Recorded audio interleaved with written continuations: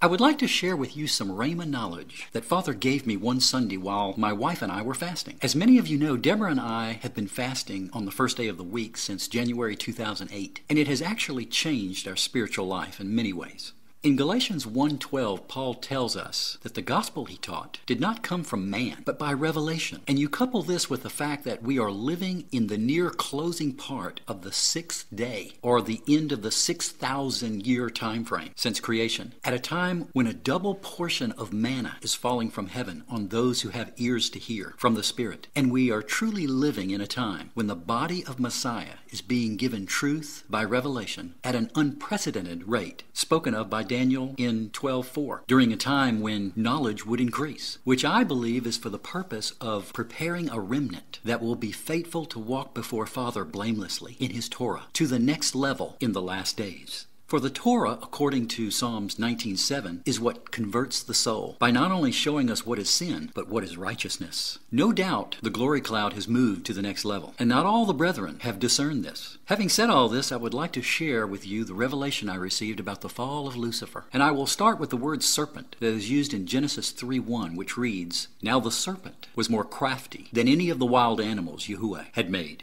It's interesting to note that the word crafty in Hebrew has a root word which means very prudent in counsel.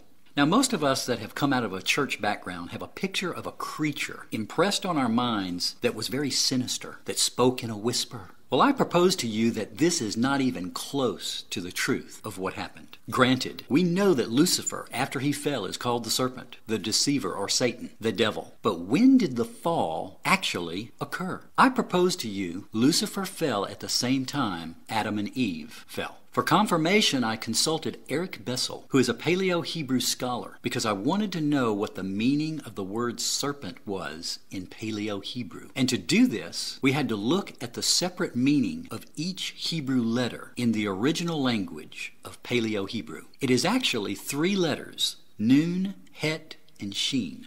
I'll cut to the chase and tell you that the meaning of these 3 letters describes a living being made up of light or fire that is called to protect or guard life. Obviously, an angel.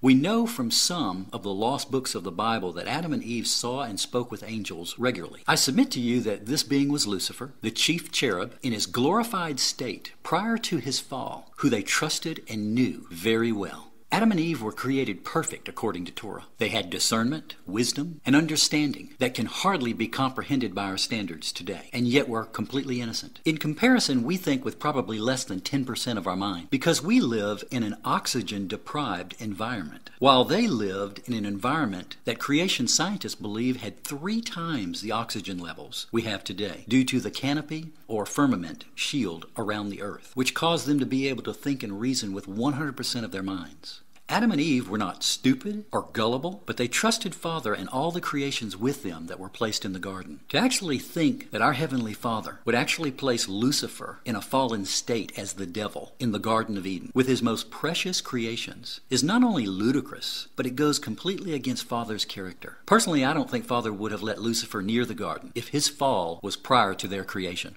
I further submit to you that Lucifer, down deep inside, became jealous of Adam and Eve over time and questioned why Father would create these inferior beings and call the angelic realm to serve them. This was beneath Lucifer's character, and he bided his time, trying to come up with a plan that would cause them to lose favor with Father. I don't believe Lucifer had one conversation that led to Eve eating the forbidden fruit. They probably had many conversations with him and trusted his friendship and knowledge. Yet a day came when he planted a seed with his words which led to curiosity and then doubt and finally rebellious sin. And the Almighty pronounced his judgment on all 3 at the same time. For nothing was hidden from Father as to how things played out that day, or the events which led up to it, and who was guilty of what. But the way Father pronounced judgment calls all heaven and earth as witnesses as to how the consequences of their rebellious actions will play out, that even Paul alludes to in 1 Corinthians 4, verse 9, and Ephesians 3, verse 10. Lucifer's inward jealous feelings were exposed, and he has been put to open shame and embarrassment, and he blames his fall on the creation of man.